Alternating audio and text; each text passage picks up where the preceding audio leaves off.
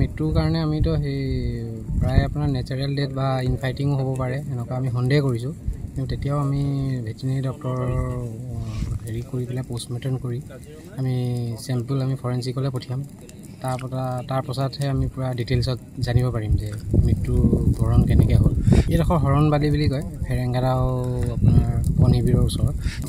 সেইটো আমি এতিয়া আইডেণ্টিফাই কৰিব পৰা নাই আমাৰ ইয়াত উপস্থিত আছিলে আমাৰ DFO ছাৰ আছিলে তাৰপিছত আপোনাৰ ফৰেষ্ট ভেটেৰিনেৰী অফিচাৰ বোকাখাটৰ পৰা আহিছে তাৰপিছত আমাৰ ইয়াৰ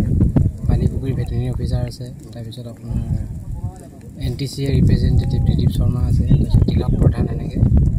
মিডিয়া ৰিপ্ৰেজেণ্টেটিভো আছে আমাৰ ইয়াত ছাৰ আচলতে কিহৰ বাবে মৃত্যু হৈছে গম পোৱা নাই কিন্তু আমি মানে এনেই সন্দেহ কৰিছোঁ যে আপোনাৰ মানে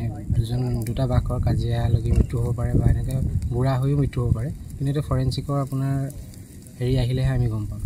ৰিপৰ্ট আহিলেহে গম পাম